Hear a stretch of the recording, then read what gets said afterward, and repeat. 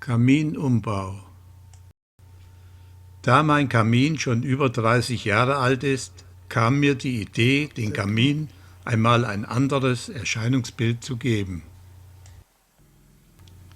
Mit Plastikfolien haben wir erst einmal alles abgedeckt. Habe mir Rigipsplatten vom Baumarkt geholt und dann passend geschnitten. Auch die Nischen habe ich gleich mit rausgeschnitten.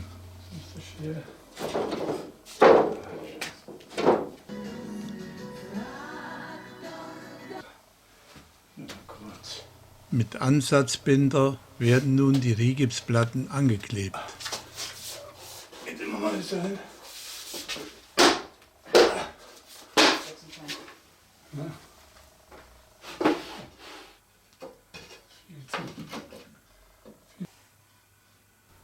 Die Rigipsplatten sind fertig angeklebt und der Kamin zeigt schon einen anderen Charakter.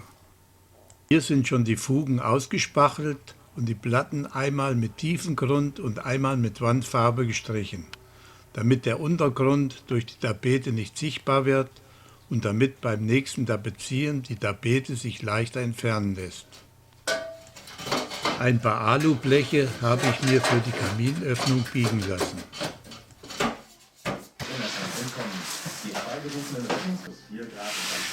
Nun wird erst einmal tapeziert.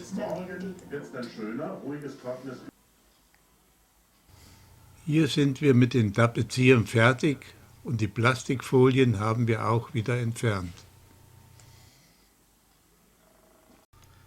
Dann habe ich mir verschiedene Aluschienen aus dem Baumarkt geholt, um die Nischen einzurahmen.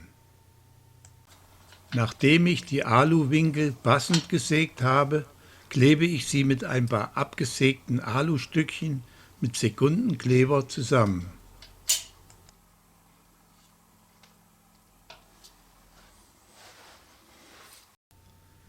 Nun ist der Rahmen fertig und kann in die Nische eingesetzt werden. Mit Doppelklebeband wird er noch ein bisschen fixiert und man kann ihn beim nächsten Tapezieren wieder leicht herausnehmen. Auch der Rahmen an der Kaminöffnung wird mit einer Schiene mit Sekundenkleber zusammengeklebt.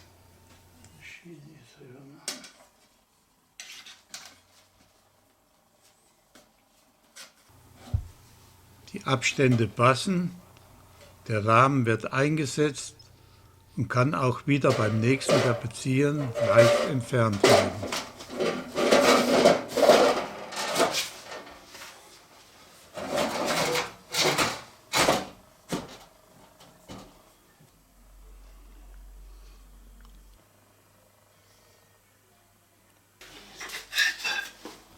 Ein paar Sockelleisten werden noch angeklebt und ausgefugt und somit ist unser Umbau soweit fertig.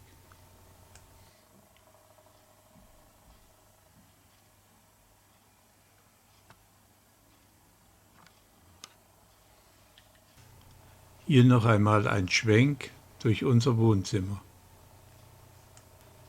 Als Aschenbehälter habe ich damals schon einen Trichter eingebaut mit einem Rohr durch die Decke in den Keller. Da habe ich ein Stück Wand abgemauert und mit einer Schornsteinklappe versehen.